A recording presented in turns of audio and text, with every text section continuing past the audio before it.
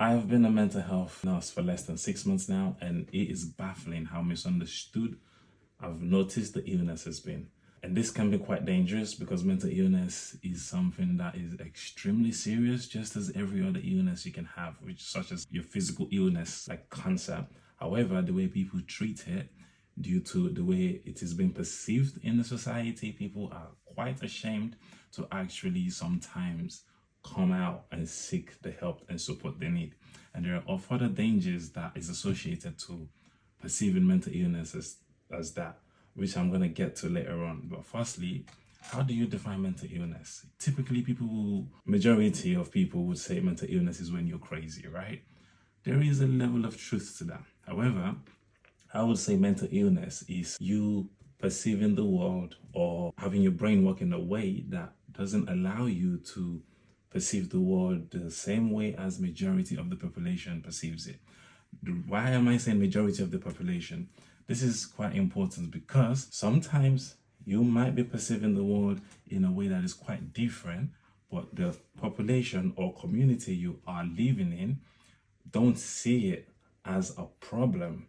Then that would not be considered a mental illness in that community or in that place that you're living, right? However, if you are starting to become like a nuisance or a problem in your community and people cannot make sense of the way you're perceiving reality, it might now start to become a problem. If you ask me subjectively, I say we are all crazy to some extent. And yes, that terminology is used widely. However, what I mean is because mental illness is perceived as something that you're doing that kind of deviates from what majority of people typically does. If you have anything that you do on a daily basis that's slightly different and people look at weird, like for example, singing in the shower, right? I sing in the shower. Yeah, I talk to myself and win arguments in the shower. That's a little bit crazy, but it's not hindering myself or it's not making me live a less comfortable life, and it's not harmful to me or my surroundings.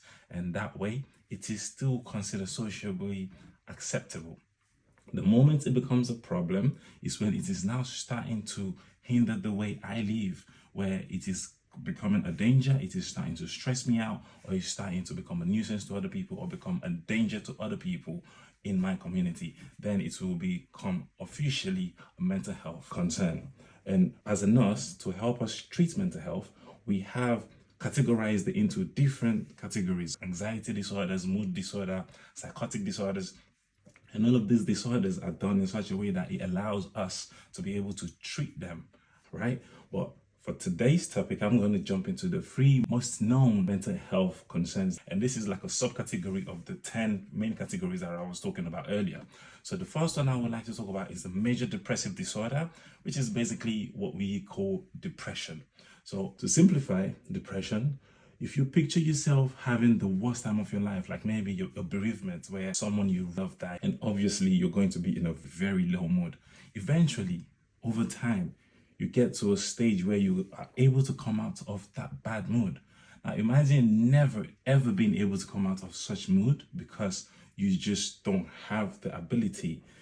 That is what depression is. People who suffer from depression, they just low and they stay there and they are unable to come out, and there's nothing that can bring them out of it.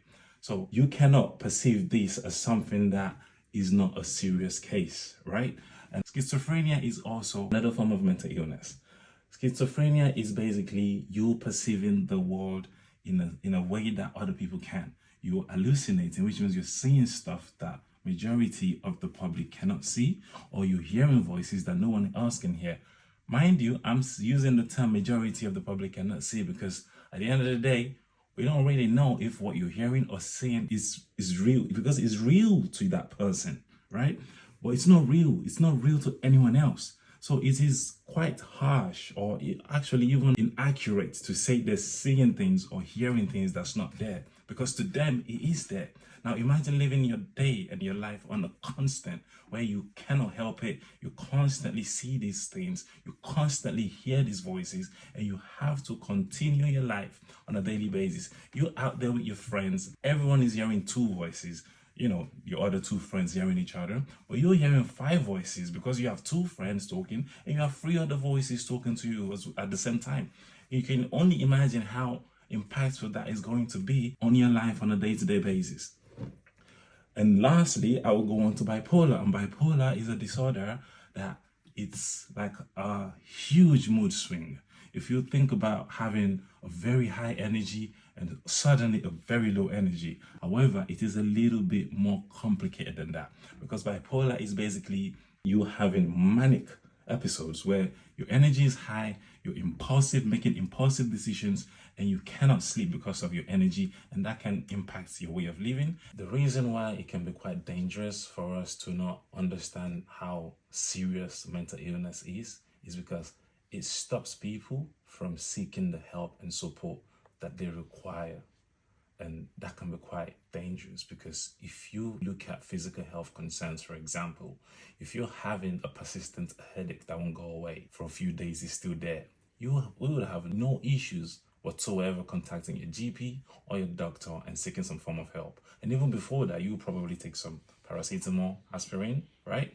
To try to, your home remedy, to try to do something about it. And then you will report it and talk to a doctor, talk to a clinician, and see what can be done. You will feel depressed. This is the first episode that you're having in terms of mental health. For example, you're feeling depressed and you're not coming out of it. You're waiting to come out of it, but you understand how depression and mental health is perceived around you.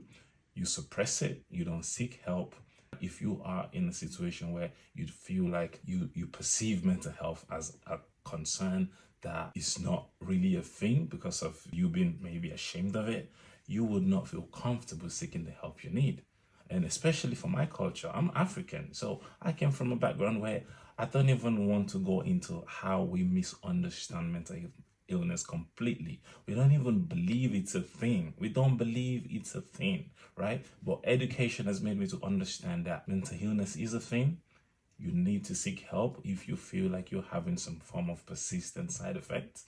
And that is just something that I believe is something that can become dangerous, because depression can lead to suicidal ideation. It leads to people, we know a lot of people that have ended up ending their lives because they have some form of mental illness. And a lot of times it's because they did not seek or get the help they needed on time.